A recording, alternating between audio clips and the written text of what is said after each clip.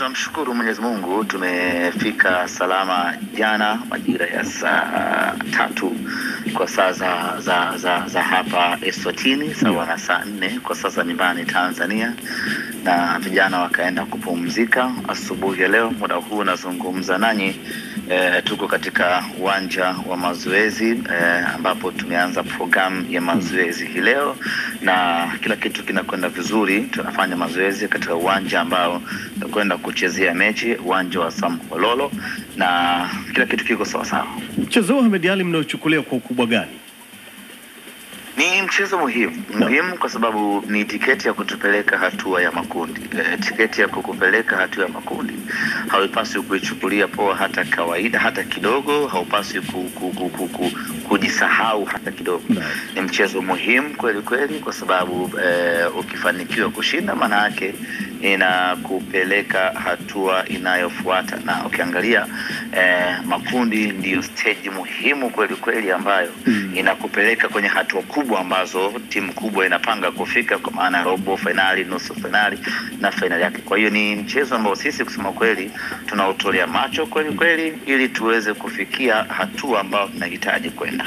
Kocha Pantev alipata muda mzuri kweli wa kukiandaa kikosi chake kuhakikisha kwamba anavurumisha Nsingizini. Amepata, unaweza kusema amepata na unaweza kusema hajapata. Kwenye mpira wa miguu siku 10 ni chache kwenye kutengeneza kila kitu kikaa sawa, lakini ndani siku hizo 10 vile kulikuwa kuna wachezaji takriban hawakuwepo, walikuwa kwenye majukumu ya timu za taifa.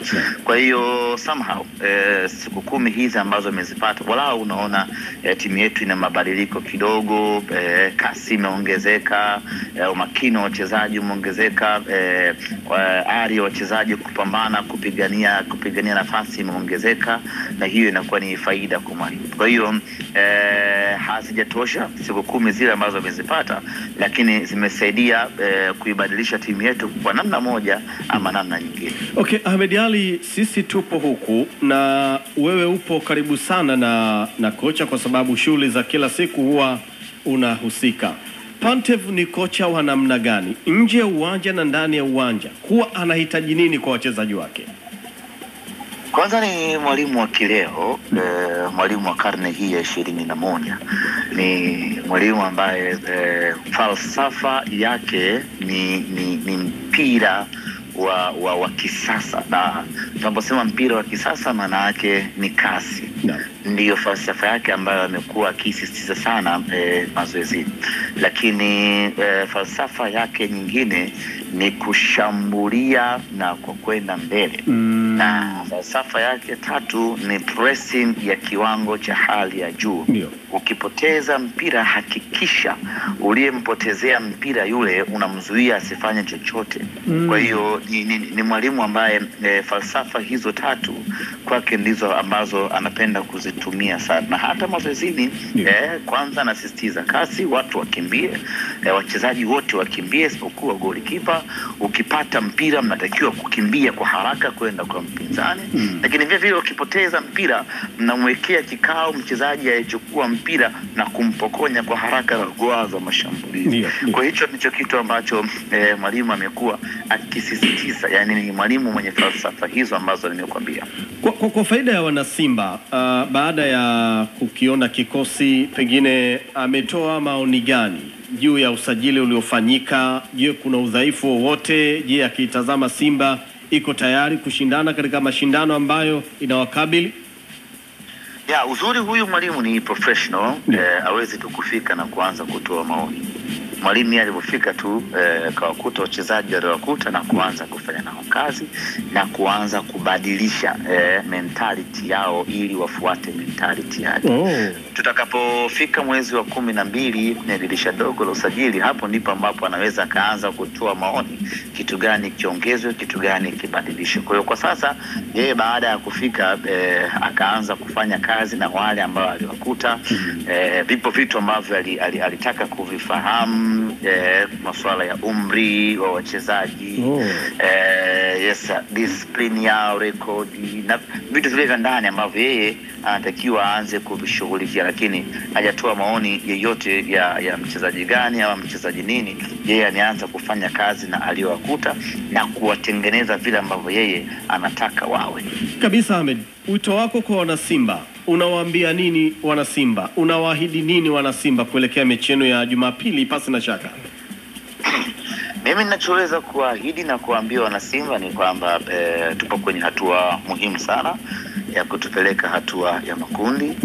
Kikubwa wanasimba tuombeane, tunahitaji kwenda hatua ya makundi, na kwa timu kubwa mithili ya Simba Sports Club sio timu ya kuishia hatua kama hizi.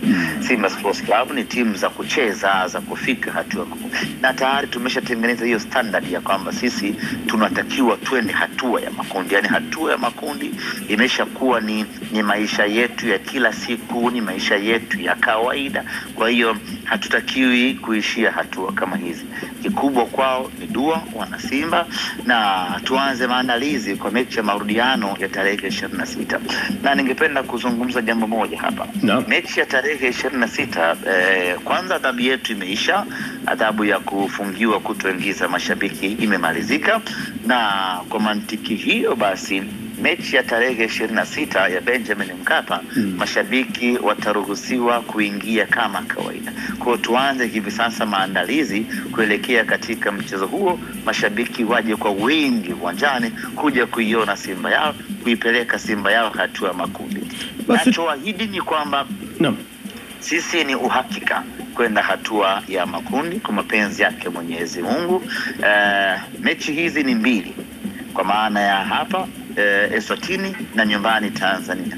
Kwa hiyo mjumuisho wa mechi zote mbili utatupeleka sisi hatua ya makundi. Na mwisho kabisa, tutoe shaka, tutoe hofu sisi Watanzania wazalendo ambao tunaitakia heri Simba iweze kupata matokeo chanya. Hamjafanyiwa figisu yoyote huko? Tuko shwari kabisa. Maandalizi, mapokezi yote yalifanyika vizuri. Mratibu wa timu Abbas Ali Suleiman Vasco da Gama alifika hapa mapema, akafanya maandalizi yote na kila kitu kinakwenda sawa sawa. Hakuna changamoto ya aina yoyote. Kuna baridi kali kidogo, lakini hakuna shida yoyote ambayo tumepata mpaka sasa. Basi sawa Ahmed Ali bana, nikutakie siku njema. Asante. Naam, ni semaji la Afrika Ahmed Ali akibainisha kwa uzuri kabisa. Magunga, unaweza kuendelea kile ambacho ulikuwa unakizungumza ukiunganisha na maneno ya Ahmed Ali? Ambacho nilikuwa nazungumzia ni ishu ya mabadiliko ambayo Kiza aliuliza kwamba inawezekana mwalimu akaja na akafanya mabadiliko au akaendelea na kile kitu ambacho labda anaamini ni bora zaidi, ni bora kwa aina ya wachezaji ambao mwakuta ndani ya timu. Na nikasema kuna vitu anaweza kaongeza na kuna vitu anaweza kapunguza. Mfano, unajua football mkai ina mambo mengi sana. Na unajua mwalimu anaweza amekuja kwenye timu kama hivyo. Umemsikia Ahmed amezungumzia namna ambavyo kuna baadhi ya vitu mwalimu anahitaji kuviona kutoka kwa wachezaji. Intensity, walimu wengi sasa hivi au walimu wa kisasa wanapenda zaidi kuona wachezaji wanacheza kwa kasi zaidi uwanjani. Lakini pia ni lazima ujue ni muda gani sahihi wa kuitumia hiyo kasi kwa wachezaji.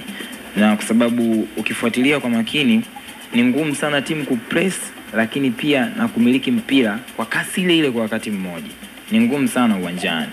So ni lazima mtofautishe vipindi. Inawezekana bwana sisi tunatoka tuna kasi wakati tuna mpira, lakini tukawa tuna kasi ya wastani labda tukiwa tunazuia kuanzia katikati ya kiwanja, au tukiwa tunazuia kuanzia mstari wa juu tukawa tuna kasi pia ambayo ipo juu zaidi. Lakini kitu kingine ambacho nakiona, kuna vitu ambavyo nilikwambia mwalimu anaweza akavipunguza. Mfano, kutumia muda mwingi wakati wa kufanya build up, kama ambavyo kamanda alikuwa anazungumza kwamba tunatumia muda gani kutoka kwenye eneo letu.